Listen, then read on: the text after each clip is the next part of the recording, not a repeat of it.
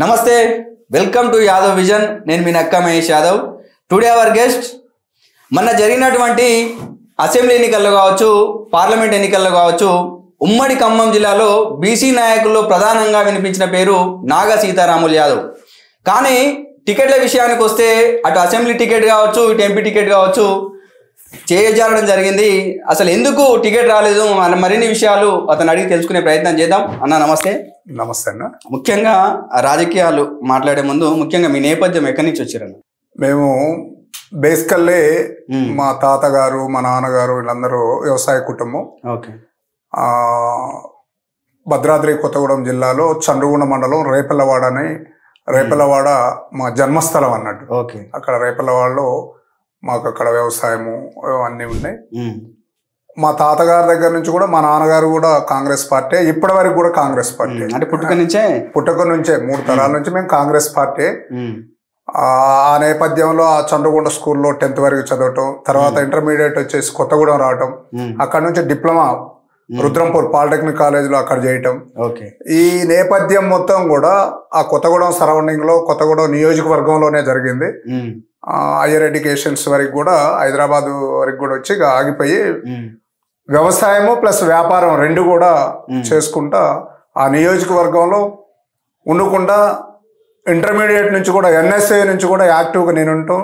మా నాన్నగారు కూడా అప్పుడు రాజకీయాల్లో యాక్టివ్గా అక్కడ ఉన్న వన్మా వెంకటేశ్వరరావు గారు మాకు చాలా అప్పుడు కాంగ్రెస్ పార్టీలో యాక్టివ్గా ఉన్నప్పుడు కూడా, నేను NSA యూత్ కాంగ్రెస్ లో ఉన్నప్పుడు కూడా అక్కడ చురుకైన పాత్ర పోషించి మా కుటుంబం ఎంతో మంది సర్పంచుల్ని, ఎంపీటీసీలని, జడ్పీటీసీని గెలిపించడానికి ఉపయోగపడ్డ కుటుంబం బేసికల్. అంటే నాన్నగారు ఏమైనా పదవులు చేపట్టారు? నాన్నగారు కూడా అక్కడ గానుగపడని ఆమ్లెట్, మాకు అప్పుడు పంచాయతీ కూడా రాలేదు. నాన్నగారు చాలా సిన్సియర్ గా, ఒక నిబద్ధత, ఒక క్రమశిక్షణ గల ఒక యాదవ్ కుటుంబంలో పుట్టి యాదవులు ఎలా ఉండాలని పేరు తెచ్చుకున్న వ్యక్తి ఆయన. గానవపాడు సొసైటీలో 2 సార్లు ఇనానమస్ గా చైర్మన్, గానవపాడు సొసైటీ చైర్మన్. బిలో 80 బిలోలు 83 అప్పుడు టీడీపీ ప్రభుత్వం వచ్చినప్పుడే సొసైటీ ఇవి వచ్చిన తర్వాత ఆగిపోయారు. అంతకుముందు 2 సార్లు నాన్నగారు చేశారు. అక్కడ రేపలవాడలో కూడా మేము చదువుకున్నప్పుడు స్కూల్ లేదు, అక్కడ స్కూల్ రావడానికి కూడా మా నాన్నగారు ఎంతో కృషి చేశారు. అక్కడ ఇప్పుడు ఆ చుట్టుపక్కల 10th లేదు కానీ అక్కడ మేము 10th వరకు రేపలవాడలో ఉంది. రేపలవాడ అంటే యాదవులు బేసికల్ గా. అక్కడ పుట్టి పెరగటం అనేది మా అదృష్టంగానే భావిస్తున్నాం ఇప్పటి వరకు కూడా. ఓకే. అంటే ఒక కుటుంబం నుంచి కూడా కాంగ్రెస్ పార్టీకి సేవలు చేసుకుంటూ వస్తున్నారు. కానీ మీ విషయానికి వస్తే 2018లో టికెట్ ఆశించారు, రాలేదు. 2023లో టికెట్ ఆశించారు, రాలేదు. ఎంపీ టికెట్ రేసులో నాగా సీతారాములు యాదవ్ గారికి వస్తుంది, ఎంపీ టికెట్ రేసులో నాగా సీతారాములు యాదవ్కి వస్తుందని మొత్తం మీడియా కూడా ప్రచారం చేసింది. కానీ టికెట్ రాలేదు. అసలు 2018లో ఏం జరిగిందని? 2018లో యాక్టివ్గా నేను అంతకుముందు కూడా పొలిటికల్లో వ్యాపారము, పొలిటికల్లో యాక్టివ్గా వండుకుంటూనే వస్తున్న నేపథ్యంలో నాకు ఒక ఆశయం, నేను కొత్తగూడానికి ఎమ్మెల్యే కావాలనే ఒక ఆశయం ఏర్పడి 2018లో గట్టిగా ప్రయత్నం చేయటం జరిగింది. ఆ ప్రయత్నంలో భాగంగానే అప్పుడున్న వనమా వెంకటేశ్వరరావు, ఎడవల్లి కృష్ణ, మేము త్రిముఖ పోటీలో AICCకి కూడా మా పేరు పోవటం జరిగింది. అప్పుడు మాకున్న PCC ప్రెసిడెంట్ గా ఉత్తమ్ కుమార్ రెడ్డి గారు ఉన్నారు. ఆయన గారు కూడా నీకు వయసు ఉందా యాదవ్, ఈసారి వరకు వన్మా సీనియర్ ఆయనకి ఇద్దామని ఆయన గారు కూడా, మాకు ఇప్పటికి కూడా కాంగ్రెస్ పార్టీలో యోధులు ఉన్నారు. ఉత్తమ్ కుమార్ రెడ్డి గారికి కూడా నేను దగ్గరే. ఎవరికి కాంగ్రెస్ పార్టీలో ఉన్న ఇప్పుడు పెద్దలు కానీ ఇప్పుడు క్యాబినెట్ లో ఉన్న మంత్రులందరికి కూడా సుపరిచితుండే. బట్ బ్యాడ్ లక్, అప్పుడు ఆగమంటే ఆగినాం. ఆ క్రమేణా కూడా ఎక్కడా నేను ఆగలేదు. 2018లో టికెట్ ట్రై చేసి టికెట్ రాకపోయినా వనమా వెంకటేశ్వరరావు గారు ఎమ్మటే తిరిగా ఆయన గెలుపులో కీలక పాత్ర పోషించి సుజాత నగర మండలంలో నుంచే 2000 చిల్లర మెజార్టీ వచ్చినప్పుడు అప్పుడు నా పాత్ర ఎంత ఉన్నది అనేది ఇప్పుడు అక్కడ పార్టీకి తెలుసు, వనమా వెంకటేశ్వరరావు గారికి తెలుసు. ఆ పరిణామంలో 2019లో వనమా వెంకటేశ్వరరావు గారు వెంటనే కాంగ్రెస్ అధికారంలోకి రాలేదు, TRS పార్టీ అధికారంలోకి వచ్చి పార్టీ జంప్ అయిపోయారు. అప్పుడు కూడా నన్ను ఎన్నోసార్లు అడిగారు, మీరు కూడా మాతో రండి, నా తర్వాత మీరే మీకు సమాన న్యాయం చేస్తాం. అది చెప్పినా కూడా కాంగ్రెస్ పార్టీ నాకు తల్లి లాంటిది, కాంగ్రెస్ పార్టీని విడవను అని అప్పుడు కూడా ఆయనే చెప్పా. ఎన్నో వేదికల మీద చెప్పా ఈ మాట, ఇవాళ చెప్పడం కాదు. కాంగ్రెస్ పార్టీ నాకు తల్లి లాంటిది, పార్టీ వేయండి ఎన్నో డిబేట్లలో చెప్పినా, ఎన్నో ఇంటర్వ్యూలలో చెప్పా. ఆ సందర్భంలో ఆయన పోయిన తరుణంలో 2019లో ఎంపీటీసీ జడ్పీటీసీ ఎలక్షన్లు వచ్చినాయి, మున్సిపాలిటీ ఎలక్షన్లు వచ్చినప్పుడు అప్పుడు అక్కడ రాఘవ వనమ ప్రాతినిధ్యం వహిస్తున్నట్టు కొత్తగూడెం నియోజకవర్గంలో కాంగ్రెస్ పార్టీ జెండా పట్టుకోవడానికి భయపడిన సమయంలో మున్సిపాలిటీ ఎలక్షన్లు వచ్చినాయి. ప్రధానంగా కొత్తగూడెం మున్సిపాలిటీ ఎలక్షన్లు వస్తే 2 లక్షల రూపాయలు పెట్టి జెండా సంథింగ్ అమౌంట్ అనేది ముఖ్యం కాదు. అక్కడ జెండా పట్టణోళ్ళు లేనప్పుడు నేను అక్కడ మెటీరియల్ తెప్పించి నేను ఆఫీస్ పెట్టించి అక్కడ కాంగ్రెస్ పార్టీ ఒక్కటి కూడా ఎనానిమస్ రాఘవ ఎనానిమస్ చేస్తున్న సందర్భంలో ఒక్కటి కూడా ఎనానిమస్ కాకుండా కొత్తగూడెం పట్టణం మున్సిపాలిటీలో అక్కడ ఎలయన్స్ లో అప్పుడు తిరగటం జరిగింది.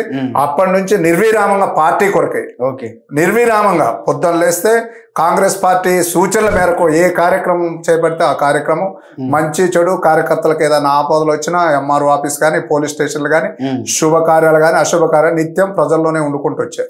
అంటే కాంగ్రెస్ పార్టీ తల్లి లాంటిది అంటున్నారు. అంటే కొడుకుకు టికెట్ ఇవ్వద్దు అని చెప్పిందా కాంగ్రెస్ పార్టీ? కాంగ్రెస్ పార్టీ పెద్ద మహాసముద్రం. కాంగ్రెస్ పార్టీ 2018లో టికెట్ ఇవ్వలేదు, 2023లోనైనా ఇవ్వచ్చు కదా.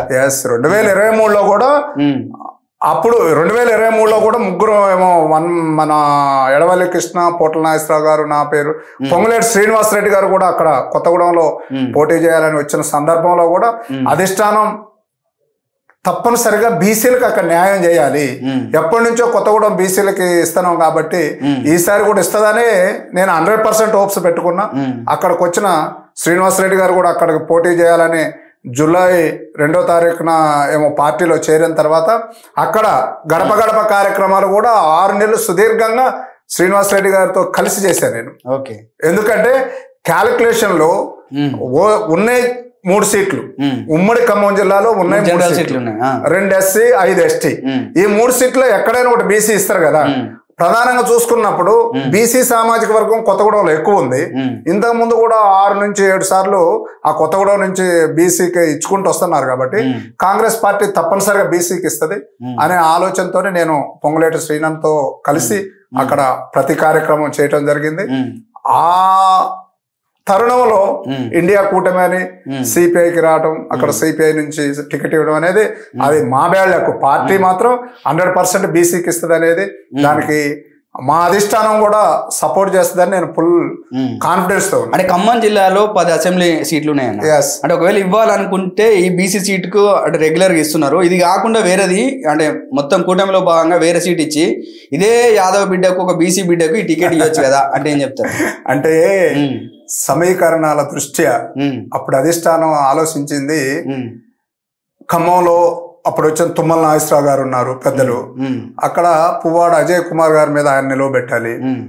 ఇక్కడ పాలేరు వచ్చేసరికి అక్కడ రెడ్డి సామాజిక వర్గం ఉన్నారు కాబట్టి శ్రీనివాస్ రెడ్డి అని అక్కడ నిలబెట్టాలని అట్లా ఆ క్యాలిక్యులేషన్ లో వస్తున్న తరుణంలో మిగిలింది ఏది కొత్తగూడెమే కదా. ఆ 2 ముందే డిసైడ్ చేశారు. ఆ 2 డిసైడ్ చేసి కొత్తగూడెం వచ్చేసరికి ఇండియా కూటమిలో అలయన్స్ లో సిపిఐకి ఇవ్వాల్సి వచ్చింది. ఇక మేము ఇప్పటికైనా కాంగ్రెస్ పార్టీ అంటే మాకు విశ్వాసం ఉంది. ఎందరో మహానుభావులను తయారు చేసింది కాంగ్రెస్ పార్టీ. అడ్రస్ లేని వాళ్ళని ముఖ్యమంత్రులను చేసింది, ఇవాళ ఏఐసిసిలో కూడా ఉంచింది. పార్టీ అనేది కాదు, మన అదృష్టం కూడా ఉండాలి. ప్రధానంగా కాంగ్రెస్ పార్టీ అంటే ఎస్సీ ఎస్టీ బీసీ మైనార్టీలు బహుజనుల్ని కాపాడాల్సింది కాంగ్రెస్ పార్టీ. ఇప్పటి వరకు కూడా మీరు ఏది చూడండి, ఏ స్టేట్ లో కూడా అది ఉంది. మన బేళ్ళకి మన 2 తెలుగు రాష్ట్రాల్లో కానీ బీసీలకు తప్పనిసరిగా ప్రాధాన్యత ఇస్తుంది. ఎంపీ టికెట్ విషయంలో ప్రధానంగా బీసీలకు ఇస్తాము, అందులో నాగా సీతారాములు యాదవ్ గారి పేరు ఏఐసిసి వరకు పోయిందని చెప్పేసి మీడియాలో కావచ్చు బయట ప్రచారం బాగా జరిగింది. కానీ తీరా చూస్తే ఒక పారాచూట్ లీడర్ కి ఎంపీ టికెట్ ఇవ్వడం జరిగింది. అంటే పైసలు ఉన్న వాళ్ళకే టికెట్ ఇస్తారు అనుకోవచ్చా? అంటే అట్లా అని కాదు, కాంగ్రెస్ పార్టీలో ఇది పెద్ద మహాసముద్రం లాంటి పార్టీ, ఇంతకుముందు కూడా చెప్పే.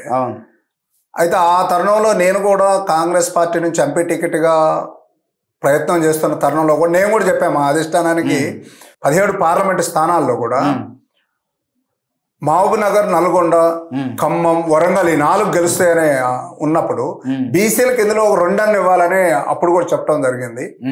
కావలిస్తే బీసీలు ఎక్కడ ఈ 4 స్థానాల్లో కూడా బీసీలకు ఎక్కడ ఇవ్వలేదు.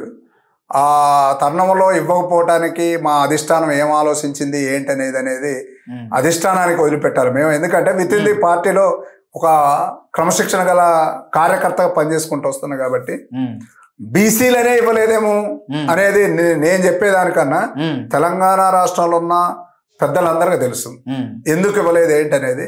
సరే ఏదేమైనప్పటికీ 10 సంవత్సరాలు ఇంతకుముందు కూడా చెప్పాను కదా, పోయి అధికారం లేదు, ఇప్పుడు అధికారంలోకి వచ్చినాం కాబట్టి మళ్ళీ పార్లమెంటుకు కూడా గట్టి పోటీ ఉండాలనే ఉద్దేశంతో బీసీలు కూడా ఇప్పుడు ఈ తెలంగాణ రాష్ట్రంలో గట్టి పోటీ ఇవ్వటానికి మీరు అన్నారు డబ్బులే క్రైటీరియా అనేది నేను ఎక్కడ అనను కూడా. ఎందుకంటే కాంగ్రెస్ పార్టీలో ఎంతో మందిని మొన్న అసెంబ్లీ ఎలక్షన్ లో కూడా ఎంతో మందిని ఎమ్మెల్యేలు చేసింది కాంగ్రెస్ పార్టీ. ప్రధానంగా మ్యాండేటరీ చేతి గుర్తుంటే ఇప్పుడు మా కొత్తగూడెం నియోజకవర్గంలో ఎప్పటి నుంచో కూడా ఎవరినైనా పెట్టండి ఒక 50 నుంచి 60 వేలు కాంగ్రెస్ పార్టీ చేతి గుర్తు మీద ఓట్లు పడతాయి. అది వ్యక్తులు డబ్బులు అనేది కాదు. మొన్న ఎలక్షన్లలో 1000 కోట్లున్న కేసీఆర్ ఎందుకు ఓడిపోయిండు? డబ్బులే ప్రధానం అనుకుంటే 100 మంది 1000 మంది అన్న కార్యకర్తలు ఉన్నారు, 100 పంచాయతీ సర్పంచులు ఉన్నారు, 100 మంది పంచాయతీ ఎంపీటీసీ జడ్పీటీసీలు ఉన్నారు, కార్పొరేషన్లన్నీ వాళ్ళ చేతుల్లోనే ఉన్నాయి, 100 మంది ఎమ్మెల్యేలు ఉన్నారు. కాంగ్రెస్ పార్టీకి పలానా నాయకుడు అనే లేని తరుణంలో కూడా క్షేత్రస్థాయిలో కాంగ్రెస్ పార్టీ మీద ఒక ప్రగాఢమైన విశ్వాసం ఉంటుంది. ఎవరు? ఈ ఎస్సీ ఎస్టీ బీసీ మైనార్టీ ప్రధానంగా. సరే నేను ఎవరిని తక్కువ ఎక్కువ అని అనట్లేదు. ఇక్కడ కాంగ్రెస్ పార్టీకి ఈ కులాల మీద ఎప్పటి నుంచో వీళ్ళకి అవకాశాలు ఇచ్చింది. ఒక 170 తీసుకో, ఇందిరాగాంధీ గారి కాడ నుంచి కూడా కాంగ్రెస్ పార్టీ అంటే బడుగు బలహీన వర్గాలను కాపాడుతుందనే ఒక విశ్వాసంతో ఇప్పటికి కూడా పోండి, ఏ వాడ పోండి, ఏ గుడెం పోండి, కాంగ్రెస్ పార్టీ చేతి గుర్తు మీద ఓట్లు పడతా ఉంటాయి అంతే. అలాంటి కాంగ్రెస్ పార్టీలో సరే ఇప్పటికైనా మేము అనుకున్నది సాధించడం. తెలంగాణ రాష్ట్రంలో కాంగ్రెస్ పార్టీని అధికారంలో తీసుకురావాలని మా కాంగ్రెస్ పార్టీ పెద్దలు, అప్పుడు టీపీసీసీ ప్రెసిడెంట్ ఉన్న మన రేవంత్ రెడ్డి గారు, వారు కూడా దళిత దండోరని ఊరూర కార్యక్రమాలు పెట్టారు. ఇంకా ఎన్నో కార్యక్రమాలు చేసి కాంగ్రెస్ పార్టీలో అధికారంలో తీసుకొచ్చారు. ఇప్పుడు మొన్న కూడా పార్లమెంట్ ఎలక్షన్లప్పుడు కూడా మేము అనుకున్నాన్ని 1-2 తగ్గినా మేము రీచ్ అయినాం అనేది భావిస్తున్నాం. ఫ్యూచర్ లో కూడా కాంగ్రెస్ పార్టీ బీసీల వైపు నిలబడాలి. రాహుల్ గాంధీ గారి కాన్సెప్టే అది. బీసీలను కాపాడుకున్నప్పుడే కాంగ్రెస్ పార్టీకి బలం ఉంటదని ఆయన గారు ఉన్నారు. ఆ మొన్న కులగణన జరిగింది కూడా అదే ఉద్దేశంలో. తప్పనిసరిగా బీసీలకి సమాన ప్రాతినిధ్యం ఇస్తారని నేను భావిస్తున్నాను. ఓకే, అంటే నాగ సీతారాములు యాదవ్ విషయానికి వస్తే ఒక యాదవ సామాజిక వర్గం కాకుంటే ఎమ్మెల్యే అయ్యేటోడు అంటే ఏం చెప్తారండి? దానికి ఇక క్వశ్చన్ అనే లేదు. అంటే ఇంటర్నల్ ఫీలింగ్ కాదు, ప్రజలు చూస్తున్నారు. ఇప్పుడు ప్రధానంగా మా కొత్తగూడెం నియోజకవర్గం కానీ ఉమ్మడి ఖమ్మం జిల్లాలో చిన్న స్థాయి నుంచి ఒక స్థాయి కార్యకర్తలు అందరికీ తెలుసు. ఉమ్మడి ఖమ్మం జిల్లాలో 10 అసెంబ్లీలో కూడా మండల స్థాయి నుంచి ఉన్న కార్యకర్తలు కానీ లోయర్ ప్రధానంగా మన యాదవులకైతే 90% తెలుసు ఉమ్మడి ఖమ్మం జిల్లాలో. నాకెందుకు సీట్ రాలేదనేది నాకన్నా అక్కడ ఉన్న ప్రజలందరికీ తెలుసు. వేరే నేను అగ్రకులాస్తుని అయితే పోయినసారి కాకపోయినా మొన్న పార్లమెంట్లో అయినా నాకు సీట్ ఇచ్చారు అనేది భావిస్తున్నా.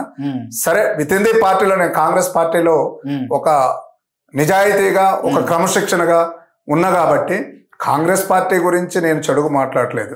కాంగ్రెస్ అంత అవసరం కూడా లేదు. కాంగ్రెస్ పార్టీ తప్పనిసరిగా గుర్తిస్తుందనే ఆశతోనే ఇప్పటి వరకు నడుస్తున్నాం. ఎందుకంటే కాంగ్రెస్ పార్టీ సిపిఐకి ఇచ్చి అక్కడ పోటీ చేసినప్పుడు మా దగ్గర ప్రధానంగా ఉన్న 3 మంత్రులు బట్టి విక్రమార్క గారు, శ్రీనివాసరెడ్డి గారు, తుమ్మల నాగేశ్వరరావు గారు ప్రచారానికి వచ్చినప్పటి నుంచి సిన్స్ సిపిఐ పార్టీ నామినేషన్ దగ్గర నుంచి కూడా సాంబశివరావు గారితో తోడుగా నేను కాంగ్రెస్ పార్టీ కండ వేసుకొని తప్పనిసరిగా గెలిపియాల్సిన బాధ్యత ఇండియా కూటమిలో మనకు బాధ్యత ఇచ్చింది కాబట్టి గెలిపియాలని సాంబశివరావు గారితో ఫస్ట్ డే నుంచి లాస్ట్ వరకు కూడా నేను తిరిగాను. ఓకే, నాకు వేరే ఉద్దేశం లేదు. కావాలంటే అధిష్టానం ఏం చెప్తే అది చేయటమే నా వంతుకు ఇప్పటివరకు స్వీకరిస్తున్నా.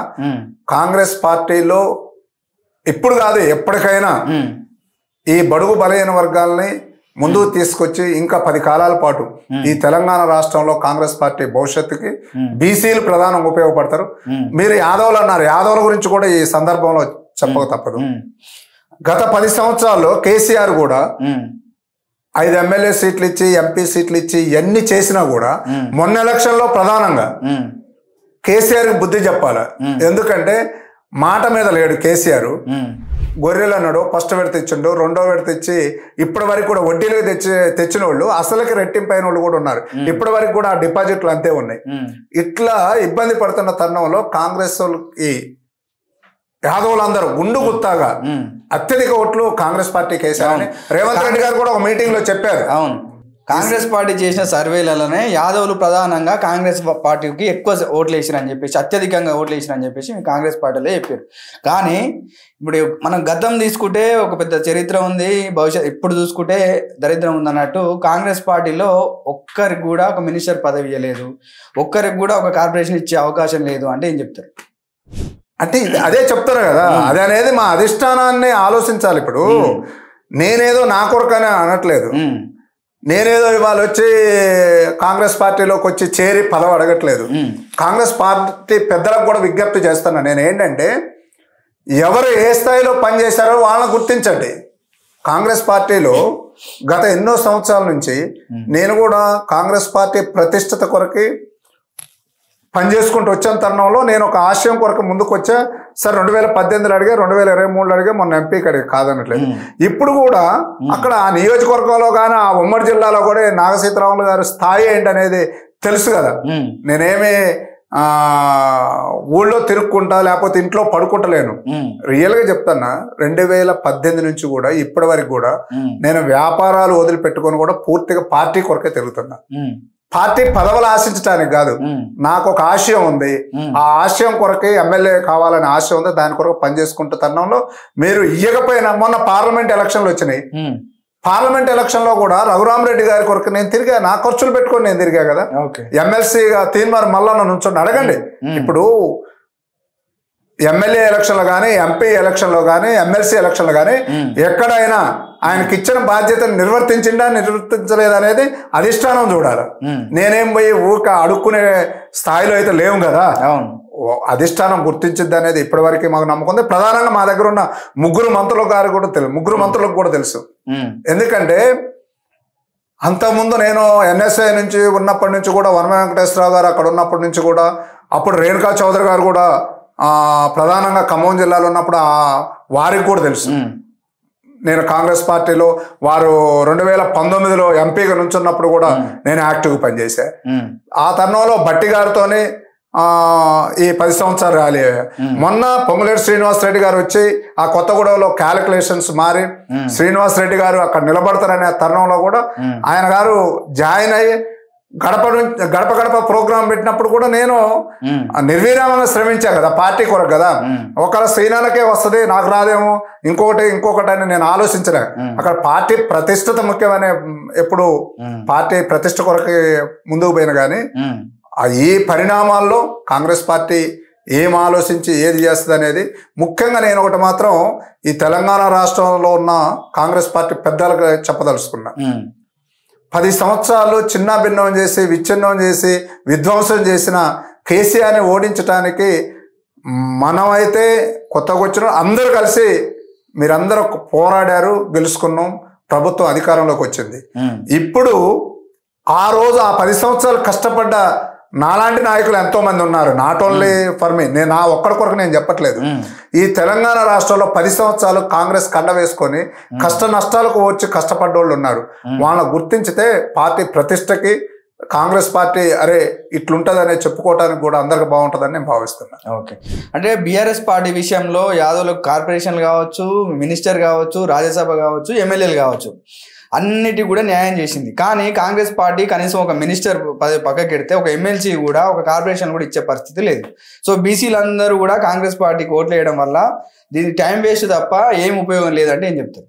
అట్లా ఉండదు. కాంగ్రెస్ పార్టీకి అట్లా ఆలోచించేటోళ్ళు ఉండరనే నేను భావిస్తాను. ఎందుకంటే 140 సంవత్సరాల చరిత్ర గల కాంగ్రెస్ పార్టీ అట్లుంటే మొన్న 10 సంవత్సరాలు కూడా అసలు ఇక లేదు కాంగ్రెస్ పార్టీ అన్నప్పుడు మొన్న అధికారంలోకి వచ్చింది కదా.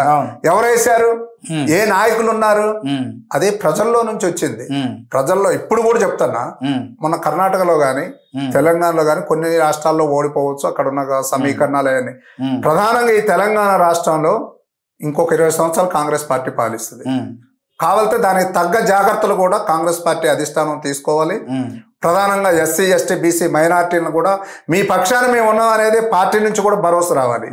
ఎందుకంటే ఈ పక్షాలు 92 నుంచి 93% ఉన్నదనేది పెద్దలు చెప్తా ఉంటారు. 100లో 92 నుంచి 93% ఎస్సీ, ఎస్టీ, బీసీ మైనార్టీలు ఉన్నారు. వీళ్ళకి సమాన ప్రతిపాదిక లేకపోతే మనకేంటి ఉపయోగం? మీరు అన్నట్టు ఇప్పుడు టిఆర్ఎస్ కేసీఆర్ ఇట్లా ఇచ్చిండు కదా, కాంగ్రెస్ ఇవ్వలేదనేది ఎవరి మనసులోకి రానేయకుండా ఏ స్థాయిలో ఉన్న వాళ్ళని ఆ స్థాయిలో గుర్తించాలనేదే నా విన్నపం. ఓకే, ప్రధానంగా 6 గ్యారంటీలు అని చెప్పేసి ఇలా కాంగ్రెస్ పార్టీ అధికారంలోకి వచ్చిందన్న, కానీ ఇంప్లిమెంటేషన్ విషయంలో కాంగ్రెస్ పార్టీ ఫెయిల్ అవుతుంది అంటే ఏం చెప్తారు? తప్పు ఎవరో రమ్మనండి. కాంగ్రెస్ పార్టీ చిత్తశుద్ధితో 6 గ్యారంటీలను అమలు చేయడానికి ఇప్పటికీ ఉన్నది. ఇప్పుడు 5 గ్యారంటీలు అమలు చేసింది. మీరు చూస్తున్నారు, ఆర్టీసీ ఉచిత ప్రయాణం, 500 రూపాయల గ్యాస్ సిలిండర్, 200 యూనిట్లు ఉచిత కరెంటా, ఆరోగ్యశ్రీ 10 లక్షలదే. మొన్న అసలు భారతదేశంలోనే చారిత్రాత్మకమైన నిర్ణయం తీసుకున్నారు. ఏంటి? 21,000 కోట్లు ఒకేసారి మాఫీ చేసింది కాంగ్రెస్ ప్రభుత్వం. ఓకే, ఇప్పుడు అందులో కూడా కొన్ని చిన్న చిన్న అవకతవకలు ఉండొచ్చు. అవకతవకలు అంటే అవకతవకలు కాదు, చిన్న చిన్న టెక్నికల్ మిస్టేక్ల వల్ల కొంతమందికి కావచ్చు. అది కూడా తప్పనిసరిగా అవుద్ది అనేది మేము భరోసా ఇస్తున్నాం. ఇప్పుడు అది కాదు, రేపటి నుంచి 21 నుంచి 23 వరకు ఇందిరమ్మ ఇళ్ళు, రేషన్ కార్డులు, తర్వాత ఇందిరమ్మ భరోసా, రైతు భరోసా. ఇందిరమ్మ భరోసా అంటే కూలీలకు 12,000 ఇస్తున్నాను మేము మేనిఫెస్టోలో 6 గ్యారెంటీలో చెప్పుకున్నారు. అసలు 6 కాదు, ఇంకా 6 కన్నా ఎక్కువ చేసిన ఇప్పుడు చెప్పుకోవాలంటే. ఇప్పుడు ప్రతిపక్షం ఏంటంటే వాళ్ళకి ఇంకా కాంగ్రెస్ ప్రభుత్వం అధికారంలోకి వచ్చింది, మేము అధికారంలో దిగిపోయినాం అనే సోయి లేదు. బీఆర్ఎస్ ఇంకా మేము అధికారంలో ఉన్నామనే ఒక అపోలో ఉండి వాళ్ళు చేయటమే కానీ ప్రజల్లోకి వెళ్తే తెలుస్తుంది. నేను తెలంగాణ రాష్ట్ర ప్రజలకు కూడా ఒకటే విన్నపం, తొందర పడొద్దు. 10 సంవత్సరాలు కేసీఆర్ ఇచ్చిన వేయలేదు, మేము వచ్చి ఇప్పుడు 14వ నెల కాంగ్రెస్ ప్రభుత్వం వచ్చి మేము తప్పనిసరిగా ఇచ్చిన గ్యారంటీలని, ముఖ్యంగా 6 గ్యారంటీలను అమలు చేయడానికి మా అధిష్టానం సోనియా గాంధీ గారు, రాహుల్ గాంధీ గారు ఆ రోజు వరంగల్ వచ్చే డిక్లరేషన్లో చెప్పారు. వారి మాటకు ఎక్కడ వారి మాట పోకుండా మా తెలంగాణ రాష్ట్ర ముఖ్యమంత్రి వర్యులు రేవంత్ రెడ్డి గారు కూడా మరియు కేబినెట్ కూడా నిద్రాహారాలు లేకుండా పనిచేస్తున్నారు. 6 గ్యారంటీలు అమలు చేయటంలో ఎవరు ప్రతిపక్షాలు కానీ ఎవరు చెప్పినా ఆపోలను ఎవరు నమ్మొద్దు, తప్పనిసరిగా అమలు చేస్తుంది. ప్రజలకు అవసరమైన రైతు భరోసా ఇప్పటి వరకు రాలేదు, ఇందిరమ్మ ఇల్లు కూడా ఏదో ఇంప్లిమెంట్ చేసామంటారు కానీ నమ్మకం లేదని చెప్పేసి ప్రజలు అడుగుతున్నారంట ఊర్లలో పోయి. అన్న, ఈ విషయాలు ప్రతిపక్షం వాళ్ళు మాట్లాడేది. అసలు 10 సంవత్సరాల్లో 1 లక్షల కోట్ల అప్పులు చేయిపోయి దాని వడ్డీ ప్రతి నెల 6,500 కోట్లు ఎంతో కడుతున్నారు. ఇట్లా మరి జీతాలు ఇవన్నీ అక్కడ మన ఇంట్లో 10 కేజీల బియ్యం ఉంటే ఒక 100 మంది వస్తే వండి పెట్టాలి. హామీలు ఇచ్చేటప్పుడు తెలియదా కాంగ్రెస్ పార్టీ వాళ్ళకు అని ప్రజలు అడుగుతారు. సరే, ఓకే, కాంగ్రెస్ పార్టీ హామీలు ఇచ్చింది, మరి మాకన్నా 200, 300 పెంచి నువ్వు కూడా హామీలు ఇచ్చినావు కదా, నువ్వెట్లా చేద్దాం అనుకున్నావు? టిఆర్ఎస్ ప్రభుత్వం కూడా మేము హామీలు ఇచ్చిన తర్వాత మాకన్నా పెంచి కూడా హామీలు ఇచ్చింది కదా. మేము హామీలు ఇచ్చి నెరవేర్చడానికి ఇప్పుడు కూడా ఎన్ని కష్ట నష్టాలు వచ్చాయినా ఇచ్చిన హామీని ఒక్కటి కూడా తూచా తప్పకుండా అమలు చేస్తాం అనేది మా ప్రభుత్వం చెప్తున్నారు, మా మంత్రులు చెప్తున్నారు కదా, మా ముఖ్యమంత్రి గారు చెప్తున్నారు. 14 నెలల్లోనే అప్పటికప్పుడే పుట్టిన బిడ్డ అప్పుడే ఉరుకులు పెట్టిందా?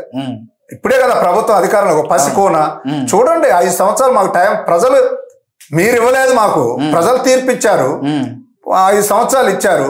ఇప్పుడు 1 సంవత్సరం అయిపోయింది, ఇంకా 4 సంవత్సరాలు చూడండి. అప్పుడు మాట్లాడండి, మీరు ఏదైనా మాట్లాడితే. ఇప్పుడే మాట్లాడి ప్రజల్లో పోయి వాళ్ళకి ఏదో ఒక రీతికి పోయి ప్రజల్లో పోయి అల్లరి చేయాలా, కాంగ్రెస్ పార్టీని అబాస్పాలు చేయాలనే కానీ వాళ్ళు చేసినంత మాత్రం ప్రజలు గమనిస్తారు. ప్రజలకు కూడా నేను విజ్ఞప్తి చేసేది ఏంటంటే ఎవరు తొందరపడాల్సిన అవసరం లేదు. 1 సంవత్సరం కాలంలో ఎన్నో లోటుపాట్ల నుంచి ఇప్పుడే బయటికి తీసుకొస్తున్నారు.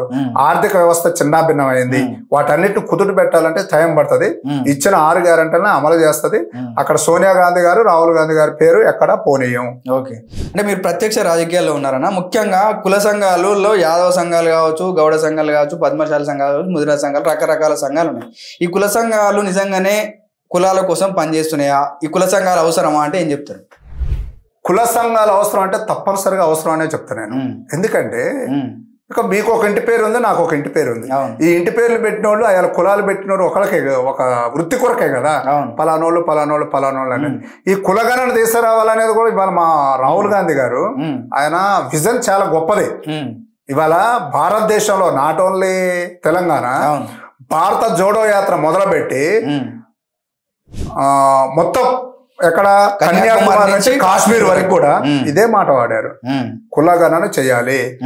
కులగణన చేసినప్పుడే ఈ ఎస్సీ ఎస్టీ బీసీ బహుజనులు వెనకబడిన కులాలకి న్యాయం జరిగింది అనేది ఆయన చెప్తాడు.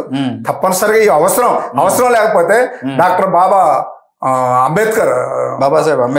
బాబాసాహెబ్ అంబేద్కర్ ప్రవేశపెట్టబట్టే ఇవాళ మనం ఇక్కడ కూర్చోగలిగినాం కదా. అలాంటి ఇప్పుడు రాజ్యాంగం వచ్చింది, రాజ్యాంగంలోని చట్టాలను కూడా అమలు చేయాలంటే ఈ కులగణన చేసి తప్పనిసరిగా ఈ కుల సంఘాలు అనేవి కూడా నేను విజ్ఞప్తి చేస్తున్నా. కుల సంఘాలు కూడా ఏయో ఎలక్షన్లు వచ్చినప్పుడు ఇదో కాకుండా ఆ కులాలని బయటికి తీసుకొచ్చి వాళ్ళు విద్యార్హతలు ఉన్నోళ్ళు ఎవరు, ఆ ఉద్యోగార్హతలు ఉన్నవారు, రాజ్యసభలో చట్టసభల్లో పోయిన అర్హతలు ఉన్న వాళ్ళని వాళ్ళని గుర్తించిపోయినప్పుడే మనం ముందుకు పోగలుగుతాం. లేకపోతే ఏదో కుల సంఘాలను పెట్టుకొని అక్కడి వరకే పరిమితం అయ్యి మనం చేసుకుంటే చట్టసభల్లో హక్కులు ఏడ ఉంటాయి మనకి. ఇవాళ ఉన్నాం మనం బీసీలో. అంటే సందర్భం కాబట్టి మీతో చెప్తానా, నేను విత్ ఇన్ ది కాంగ్రెస్ పార్టీలో ఉన్నా. 52% నుంచి 54%, బిలో 50 ఎక్కువ ఎబో 50% ఉన్న బీసీలకి న్యాయం జరగాలంటే తప్పనిసరి కులగణన జరగాలి. ఈ మా రాహుల్ గాంధీ గారి విజన్ కూడా అదే. మా దగ్గర ఉన్న సీఎం రేవంత్ రెడ్డి గారు కూడా ఈ భారతదేశంలో ఒక చారిత్రాత్మకమైన నిర్ణయం తీసుకొని మొట్టమొదటిగా తెలంగాణ రాష్ట్రంలో నుంచే మొదలు పెట్టారు. ఇది భారతదేశానికి ఆదర్శం కాబోతుంది. కులగణన వచ్చిన తర్వాత అన్ని కులాలకి సమాన న్యాయం చేసేది కాంగ్రెస్ పార్టీ అనే ఒక విజన్ మాత్రం రాహుల్ గాంధీ గారు ఆ విజన్ తో పనిచేస్తున్నారు. అది తప్పనిసరిగా చేసి చూపిస్తారు. ఓకే, ఫైనల్ గా నాగా సీతారాములు యాదవ్ గారి ప్రధాన లక్ష్యం ఏంటంటే ఏం చెప్తారు? నా లక్ష్యం చెప్పే కదా, కాంగ్రెస్ పార్టీలో ఉండి ఎమ్మెల్యేగా సాధించాలనేదే నా లక్ష్యం. నేను ఆ కాన్సెప్ట్ తో వచ్చా. తప్పనిసరిగా అది సాధించుతా. అది సాధించే వరకు మా అధిష్టానం దృష్టిలో కూడా సిన్సియర్ గా పనిచేసి కాంగ్రెస్ పార్టీ అభివృద్ధికి కాంగ్రెస్ పార్టీ ఏది నాకు అప్పచెప్తే ఆ పని చేయడానికి సిద్ధంగా ఉన్నా. ఆ ఆశయం కొరకి కాంగ్రెస్ పార్టీ పెద్దలు గుర్తిస్తారని ఆశిస్తున్నా. తప్పనిసరిగా ఇప్పుడు మా దగ్గర ఉన్న బట్టి విక్రమార్క గారు కానీ, తుమ్మల నాగేశ్వరరావు గారు కానీ, సీనన్న గారు, వీళ్ళ ముగ్గురు నేను ఎక్కడ కాంట్రవర్స్ కానీ ఎక్కడ ఇది కానీ ఇంకొక్కడ నా మీద చెడు కానీ లేకపోతే ఆ దందాలు ఈ దందాలు చందాలు అడిగి అలాంటి ఒక చెడ్డ పేరు ఉన్నోని కూడా అది ఏదైనా ఉంటే ప్రధానంగా మా ముగ్గురు మంత్రులు ఉన్నారు, నన్ను మందలించాల్సింది కూడా నేను కోరుతున్నా. బలమైన పార్టీకి ఎక్కడ పార్టీకి చిన్న తప్పు చేసినని చెప్పిన చెడ్డ పేరు తెచ్చినని కానీ అలాగే మమ్మల్ని నమ్ముకున్న నాయకులకు కూడా ఇంత చెడ్డ పేరు తెచ్చిననేది ఎక్కడన్నా ఉంటే నేను దేనికైనా సిద్ధంగా ఉంటా. ముఖ్యంగా కాంగ్రెస్ పార్టీ అభివృద్ధి అయిన అధ్యేయం. కాంగ్రెస్ పార్టీలో సరే మంచి చెడు మన అదృష్టాన్ని బట్టి వస్తూ ఉంటాయి కానీ కాంగ్రెస్ పార్టీ ఎంత అభివృద్ధి చెందితే ఆ కాంగ్రెస్ పార్టీ నమ్ముకున్న వాళ్ళకు కూడా అవకాశాలు వస్తాయి. ఓకే, తప్పకుండా భవిష్యత్తులో మీరు కూడా ఎమ్మెల్యే కావాలని మనస్ఫూర్తిగా కోరుకుంటూ చూస్తూనే ఉండండి. మరికొంతమంది గొప్ప గొప్ప వ్యక్తుల్ని మీ ముందుకు తీసుకొచ్చే ప్రయత్నం చేస్తాం. కాబట్టి మా యాదవ్ విజన్ ఛానల్ని సబ్స్క్రైబ్ చేయండి, షేర్ చేయండి. ధన్యవాదాలు.